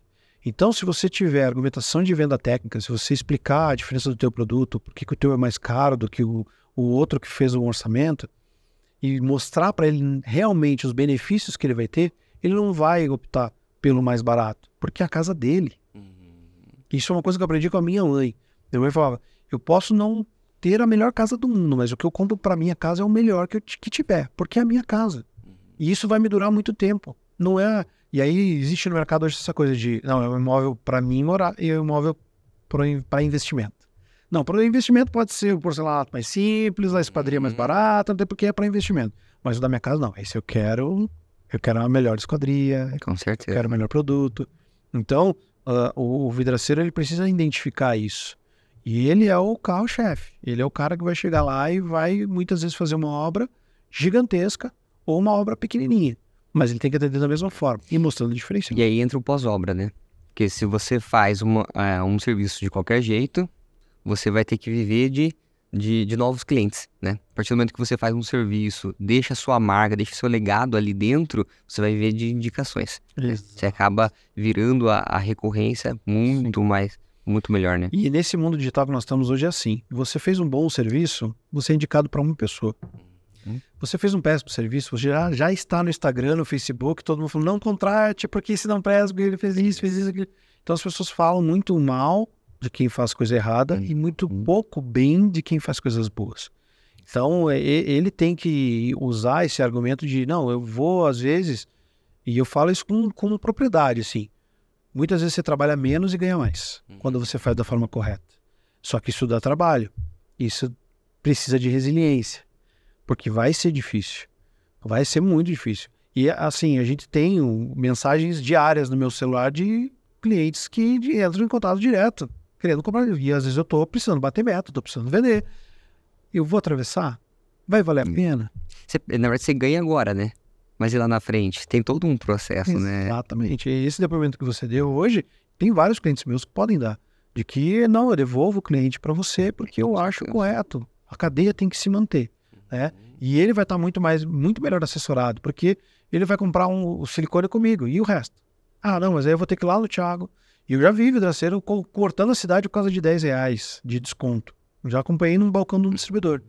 Não, mas eu tenho por R$10 mais barato lá do outro lado da cidade. Falei, cara, se furar o teu pneu nesse trajeto, se bater ele no teu carro, isso eu tô falando só de coisas mais palpáveis, né? Fora o tempo de deslocamento, de que você podia estar fazendo um bom serviço e você não está fazendo um bom serviço. Você está, em vez de estar instalando, você está correndo atrás de material, de produto. E o tempo é uma coisa que o pessoal nunca contabiliza, né? Nunca. O pessoal roda a cidade, fica 2, 3 horas, né? E quanto que vale a tua hora? A tua hora, ninguém contabiliza, mas se você for colocar na ponta do lápis, a tua é a mais cara, né? Sim. Pergunta para qualquer um deles, qual que é. E tá aí, quem é o teu vendedor? Quem que tá vendendo o teu produto? Ah, não, eu vendo, eu instalo, eu faço tudo. E isso é um problema, né? E assim, as grandes vidraçarias, os grandes distribuidores também têm problemas semelhantes, porque hoje a mão de obra está cada vez mais difícil. E isso é uma coisa do nosso país. A mão de obra está cada vez mais escassa. A mão de obra de qualidade está cada vez mais escassa. Eu lembro que há uns anos atrás, quando eu comecei a vender a parte de esquadrias, parte de sacada e tudo, eu fui procurar um curso. Na época eu queria aprender. Eu aprendi, eu sei instalar uma sacada hoje, porque é um produto que eu tive que aprender, porque eu quero conhecer. E eu, na época, eu procurei, acho que tinha um curso no Rio de Janeiro, e acho que era só, que eu achei, assim, um curso que era uma escola técnica, que tinha alguma... Mas é difícil de você encontrar. Então a informação está no teu distribuidor, porque ele está vivendo aquilo todo dia. Ele vai poder te dar te munir dessas informações. E você tem que cada vez procurar se aprimorar mais, e melhorar mais, conhecer mais, porque o mercado é muito grande. E tem lugar para todo mundo. Com certeza. Mas mão de obra de qualidade está cada vez mais escassa. Berto, a gente conversando aqui, eu ainda tá martelando uma dúvida com relação à validade. O silicone, na própria embalagem, ele vem ali a data de validade. Tá? Porém, essa data de validade, ela depende do tipo que foi armazenado também, ou não. Também. Via de regra, sim. E a partir do momento que eu abro esse silicone, faço a aplicação, aí gera duas dúvidas. A primeira, o material aplicado na estrutura, qual que seria mais ou menos em média? Eu sei que você já comentou que vai depender da forma com que aplicou, mas vamos imaginar um cenário que foi usado todos o passo a passo, né? Quanto tempo esse silicone ficaria lá fixado? E o outro cenário esse silicone aberto, não usei tudo, né? Como que ele vai perder as características pelo fato de abrir? A gente sabe que muita gente acaba fechando mete um prego ali, um parafuso na boca ali e vamos lá. Mas eu imagino que esse prego, esse parafuso vai entrar oxigênio, vai ter uma reação. Vai contaminar. Exatamente. Como que é essa validade? Então, quanto ao tempo, é bem complexo de te dar essa resposta pelo seguinte. Eu tenho um selante numa casa, face norte. Então eu tenho toda a vedação das minhas esquadrias da face norte aplicadas no mesmo dia que o meu da face sul. Para nossa região aqui, por exemplo, você sabe que a face norte vai ser a face mais ensolarada. A face sul é menor. Então esse mesmo produto que foi aplicado no mesmo momento, ele pode ter diferenças de validade entre os dois. Por conta da temperatura ali. Pela temperatura e exposição ao raio V, né? Aí eu tenho essa face norte, ela é ensolarada, mas ela também incide muita água, porque ela não tem nenhum tipo de cobertura. E a face sul, ela é mais fechada, ela não pega tanto sol e ela não pega chuva. Então, talvez dure 15 anos o selante lá atrás, nessa face sul, e dure 5 anos o na frente. Varia muito, né? Vai variar muito. Entendeu? Então, esse é um problema de falar, isso não vai durar. Tem silicones que eu já vi durando 10 anos aplicados, né? 15 anos aplicados ali, tá ali. Não mexe nele, mas tá ali, porque tem isso também. Por vezes você olha o selante, ele tá íntegro. Mas quando você vai tirar, vai mexer nele, você vê que ele já tá todo solto. Entendi. Né? Então, é complicado dizer assim, isso vai durar tanto tempo, vai durar tanto tempo. Mas eu sempre digo, é um produto passível sim de remoção e reaplicação de tempos em tempos. Tá, e daí essa questão, se eu aplico no vidro ou aplico no alumínio, varia? Não. O material, a menos que algum deles tenha algum contaminante. Entendi. Do contrário, não, vai ser igual para os dois. Né? E aí, quanto ao armazenamento dele depois de aplicado? No momento que você rompeu o lacre dele, que ele começou a receber umidade, ele já começa o processo de cura. Então, eu vou pegar um silicone e vou aplicar ele aqui, que é normalmente o que os adesivos faz, eu aplico um hoje, mas eu vou continuar aplicando outro amanhã. Não vai ser tanto um problema, né? Aconselharia não usar nada de metal para essa finalidade, né? Usar um plástico mesmo ali na tampa, né? Para que faça essa função, para isolar ele. Mas se você pegar qualquer produto e fizer isso e deixar ele numa prateleira, você vai ver que daqui a um tempo você vai chegar lá e vai estar curado. Porque ele já teve esse contato com a umidade. Ele acelera um pouco mais o processo, porque o próprio produto, mesmo lacradinho, fechadinho, passou a validade e ele continuou fechado, a tendência dele é endurecer dentro do tubo mesmo, porque ele passou do tempo. E vale lembrar que umidade não é colocar embaixo da torneira e colocar água. É a umidade do próprio ar, né? Do ar, exatamente. Vou aplicar um selante em Brasília, que tem uma baixa umidade do ar. Vai secar mais rápido, porque é quente? Não necessariamente. Ele vai talvez demorar mais para secar do que num dia em Curitiba, úmido do jeito que é. Entendi. Tá, e no caso, o silicone que é vendido em sachê. No caso ali, acho que não tem como você tampar ali, né? Porque ainda o cartuchinho, vem o biquinho ali, você consegue, né? O sachê, acho que não tem essa possibilidade. O pessoal passa fita e tudo, mas ele realmente é um produto que a gente desaconselha a utilizar, não é? Você fala isso porque você quer vender mais. Mas não é a questão é realmente porque o produto entrou já. E se você usou qualquer produto contaminante, que nem você falou, um prego, um parafuso, alguma coisa assim, isso vai piorar mais ainda, essa qualidade desse produto. De um dia para o outro, vou te dizer que vai inutilizar o produto? Não chega a ser tão radical assim. Mas às vezes com o tempo, ou deixando muito tempo esse produto aberto no carro, pegando temperaturas, e aí depois tentar utilizar, às vezes ele pode estar saindo do cartucho ok, ele pode ter aplicado, você passou o dedo para fazer o acabamento, ficou legal, mas depois ele degradou. E ele saiu fora, mas o que aconteceu? Soltou. Foi isso. Tá. Então, e ainda dentro dessa pegada aí, imagina assim, se você faz lá a utilização, sobrou um pouco. Faz o fechamento, às vezes fecha de qualquer jeito, né? Deixa muita entrada de ar ali dentro. E depois você vai usar, ou uma outra pessoa vai pegar ali para usar com um aplicador, né? E daí, às vezes, ele já tá começando o processo de cura, tá endurecendo e você começa a fazer muita força e fala que o aplicador não presta, né? Vocês têm aplicador também. Sim. Você consegue nos dar uma palhinha sobre essa questão? Sim, hoje a gente trouxe para o Brasil ali algumas linhas de aplicadores profissionais que a gente não encontrava muito facilmente no mercado. né? Primeiro nós começamos com a linha Cox, que é uma linha inglesa de aplicadores, depois nós começamos a desenvolver o nosso produto. Hoje nos aplicadores você vai ter lá vantagens mecânicas enormes. Eu tenho da 8:1, que é o esqueletinho, aquele mais simplesinho, e eu tenho 26:1, né? Que é uma vantagem mecânica maior. E o que é essa vantagem mecânica? Realmente é a facilidade que você vai fazer a aplicação do produto. Um produto mais velho, seja ele até um produto assim, estava lacrado, mas ele está final de vida já. Vai vencer mês que vem. Ele cria o que a gente chama de corpo. Então ele cria uma densidade maior. Então se você tentar aplicar ele da mesma forma que você aplicou um produto quando ele foi recém-feito, você vai sentir uma diferença. Ele não chegou nem a perder a propriedade adesiva, nem nada disso. Mas ele vai ter um pouco mais de corpo. Né?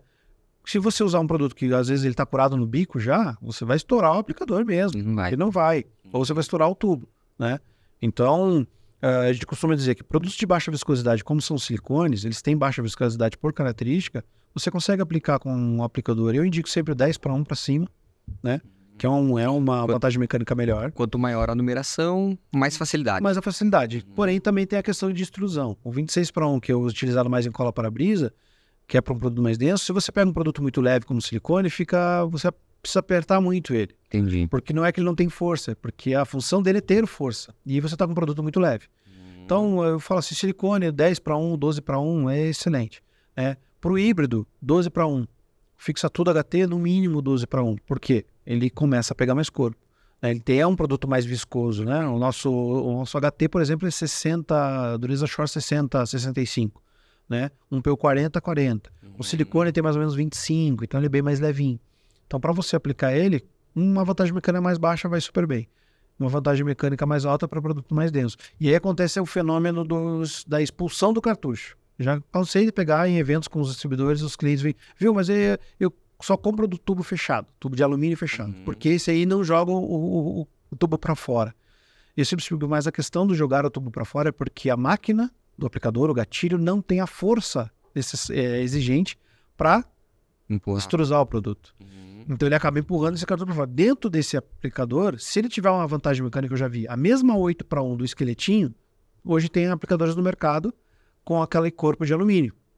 E aí você vai olhar, não, esse aqui é melhor, pela estrutura dele, mas você vai olhar, a referência dele é baixa. Isso faz com que só não está indo para fora ele, mas você está passando o mesmo trabalho.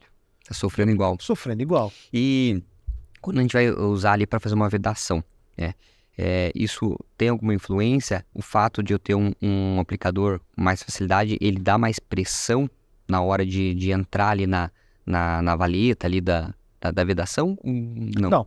Ele não vai, tipo, quanto maior a facilidade dele ali, ele vai entrar mais denso lá dentro. Não, ele vai te dar um maior controle do cordão mesmo. Seria o conforto. Exatamente, assim. vai te dar um maior controle do cordão e vai fazer com que você faça um acabamento até melhor.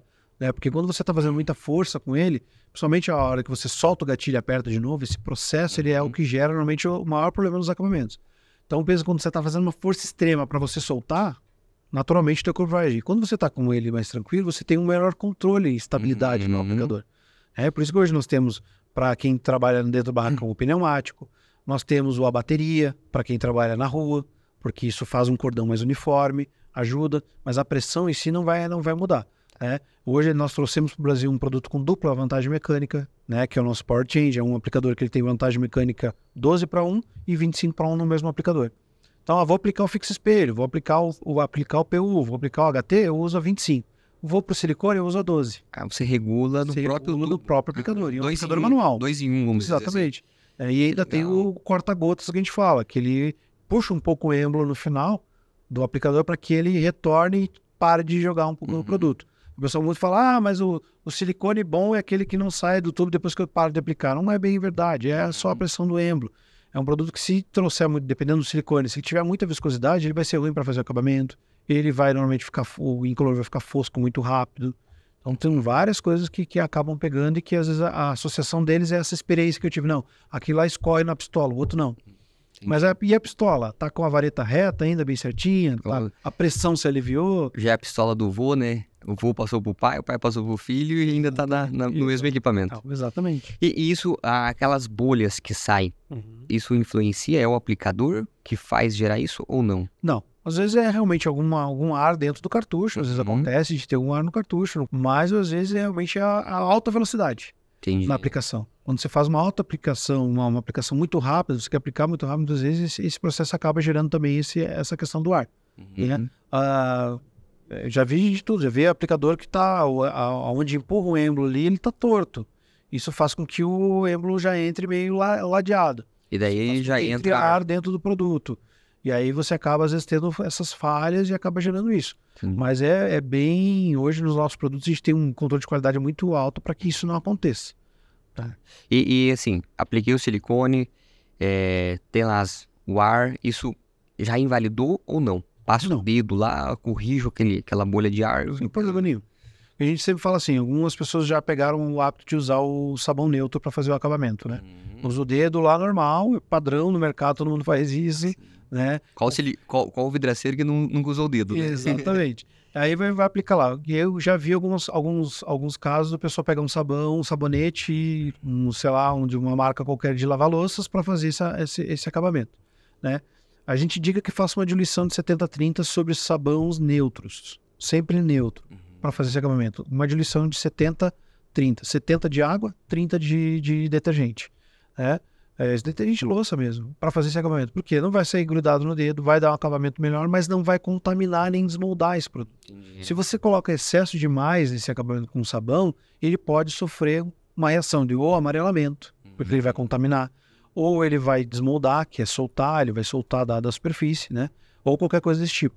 Entendi. Então, é a melhor maneira de você fazer a aplicação hoje. Tá, e vamos imaginar, você comentou ali a parte de manutenção um pouco atrás, o vidraceiro foi chamado para fazer uma manutenção. Precisa chegar lá e remover, vamos imaginar um cliente que está preocupado com a janela dele antes que dê problema. Então, vai lá, vai fazer toda essa remoção do silicone para reaplicar.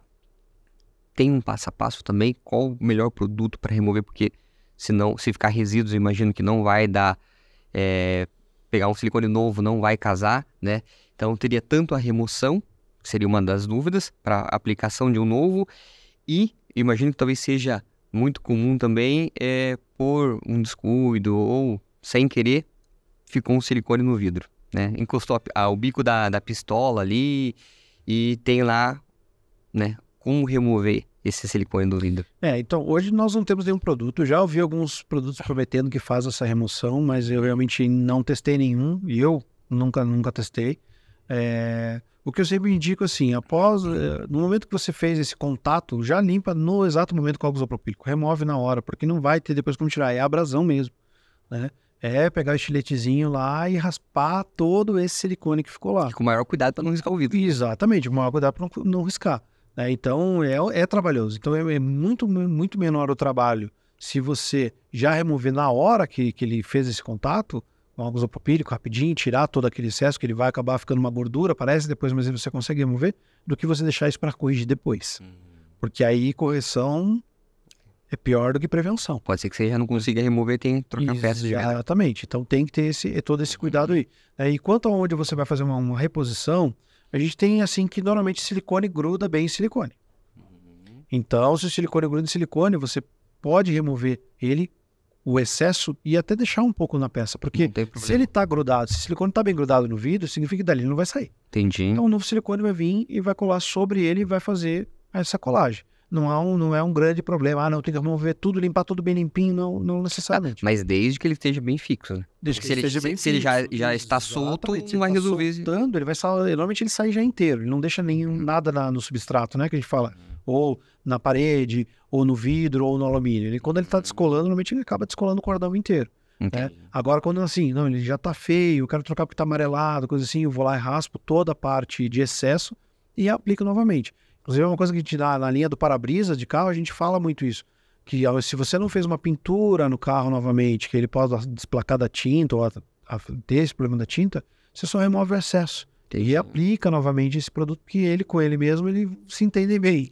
Agora, se você for retirar tudo isso, aí tem que fazer toda a retirada, álcool isopropílico, fazer toda a higienização de novo, começar o processo do zero. Tá. E se no local eu tenho um silicone e quero colocar um PU? Não faz diferença? vai fazer diferença sim, porque os dois não vão se lidar tão bem. Eu posso Então, se eu colocar for do substituir mesmo, do mesmo produto. mesmo produto. Aqui era um silicone, vou colocar outro silicone. Aí um pegou, vou colocar outro pegou. Mas não, nunca inverter eles com... Aí já não vai dar certo. Maravilha. Alberto, quando nós demos um spoiler de quem estaria aqui no podcast, alguns vidraceiros ali, que estavam ali junto com a gente, tirou algumas dúvidas e a gente falou, não, peraí, vamos jogar num papelzinho aqui, nós leva lá, tá? Não vai dar para atender todo mundo, o tempo é curto, Sim. mas se você tiver de acordo, topar, Claro, vamos lá. temos uma caixinha com várias perguntas, tiramos umas duas, você tira uma, eu tiro uma, vai que, se nós não respondeu, Sim. vamos lá, vamos ver se a gente consegue sanar mais dúvidas aqui, quem sabe, né, se tiver bastante comentário, vota Alberto, né, hashtag vota Alberto, a gente marca uma nova aqui. Com certeza. Eu vou tirar uma aqui também, se a gente já respondeu, a gente refaz aqui.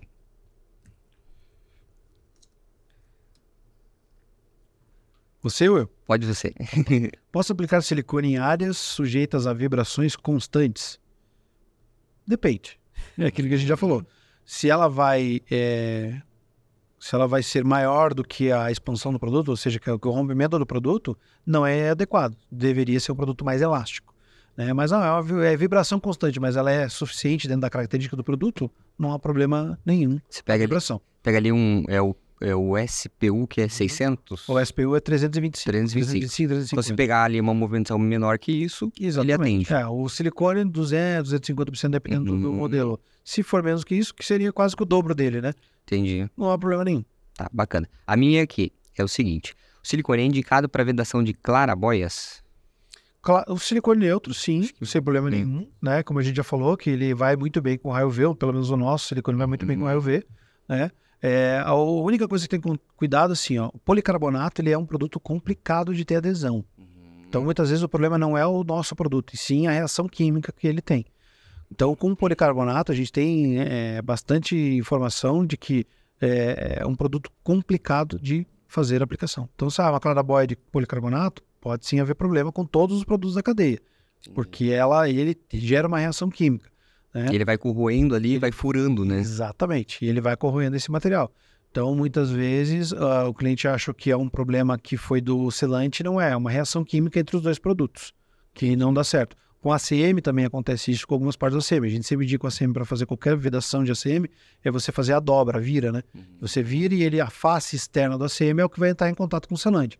E às vezes o pessoal deixa ela em contato com a área interna. E a área interna, alguns compostos dele reagem aos produtos e ele pode soltar o cordão inteiro. Entendi. E daí vai dar retrabalho e vai ter que voltar. Do mesmo jeito. Entendi. Alberto, chegamos aí ao final de mais um episódio. Queria te agradecer imensamente. Muito obrigado. Valeu. Deus quiser, a gente vai voltar. Vai ter mais dúvidas. A gente vai fazer mais episódios. E pessoal que está nos assistindo, obrigado por ficar conosco até o presente momento. Quem não segue nós nas redes sociais, vai ser colocado aqui embaixo.